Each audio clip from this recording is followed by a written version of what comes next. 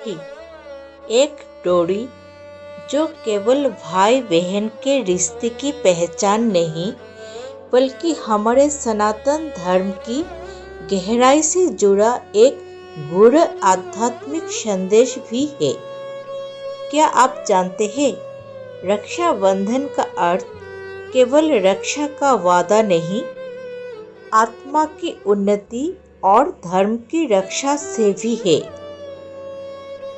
चलिए आज जानते हैं रक्षाबंधन के पीछे छिपे उन गहरे आध्यात्मिक अर्थों को जो हमें ईश्वर से जुड़ते हैं।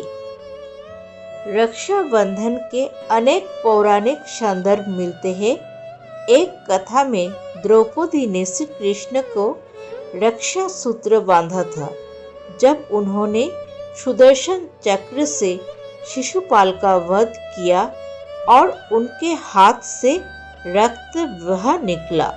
द्रौपदी ने अपनी साड़ी का एक टुकड़ा फाड़कर कृष्ण की उंगली पर बांधा और वो बन गई रक्षा। कृष्ण ने बदले में चीरहरण के समय द्रौपदी की लाज बचाई। ये दर्शाता है कि राखी एक सांसारिक बंधन से परे जाकर आत्मिक कर्तव्य की याद दिलाती है। रक्षाबंधन शब्द दो भागों से बना है, रक्षा और बंधन। पर यह बंधन किससे है? केवल भाई से नहीं, ये बंधन है धर्म से, आत्मा से और ईश्वर से। जब बहन राखी बांधती है तो वो भाई के लिए नहीं केवल ये कहती है मुझे रक्षा दो, बल्कि ये भी कहती है तुम धर्म के मार्ग पर चलो, अधर्म से लड़ो और आत्मा की रक्षा करो। रक्षा सूत्र को हाथ पर बांधना ये एक आध्यात्मिक अनुशासन है।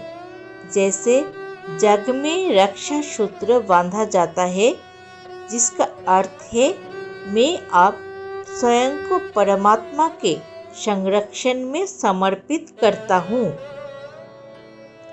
ये हमें याद दिलाता है कि हमारा जीवन केवल शरीर का नहीं, आत्मा का भी है और हमें अपनी आत्मा की रक्षा करनी है, उसे पतन से बचाना है।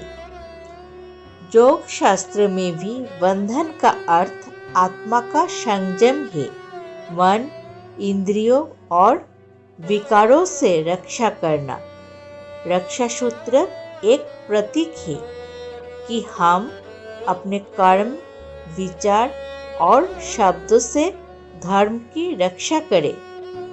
जब बहन राखी बांधती है वो हमें स्मरण कराती है, हे भाई, केवल मेरी नहीं अपनी आत्मा की भी रक्षा करो। अपने भीतर के क्रोध, लोभ, मोह से लड़ो। राखी केवल रिश्तों की नहीं, आत्मा की यथार्थ सुरक्षा का संकल्प है। रक्षाबंधन केवल भाई बहन तक सीमित नहीं। सनातन संस्कृति में ये बंधन गुरु शिष्य के बीच, राजा प्रजा के बीच, यहाँ तक कि देवी देवताओं तक जाता है। देवताओं के लिए भी ब्राह्मणों ने रक्षा सूत्र बांधा। वेदों में वर्णित है जेन वध बलि राजा दानवेंद्र महाबल तेन तामनु बंधामि रक्षे माँ चल माँ चल।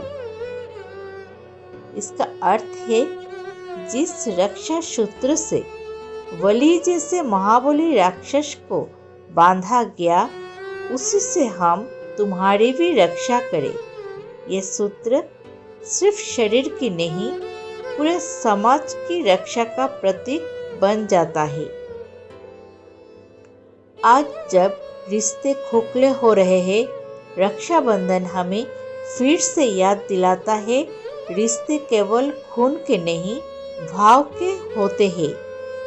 अगर हम अपने व्यवहार, विचार और जीवन में धर्म को रखें तो हम सब एक दूसरे के सच्चे रक्षक बन सकते हैं, क्योंकि जब हर आत्मा धर्म से जुड़ती है तब ही समाज सुरक्षित होता है। राखी बांधकर हम ये वचन ले कि हम स्वयं की रक्षा करें, दूसरों की मर्यादा की रक्षा करें और सच्चे अर्थ में रक्षा और बंधन को समझे।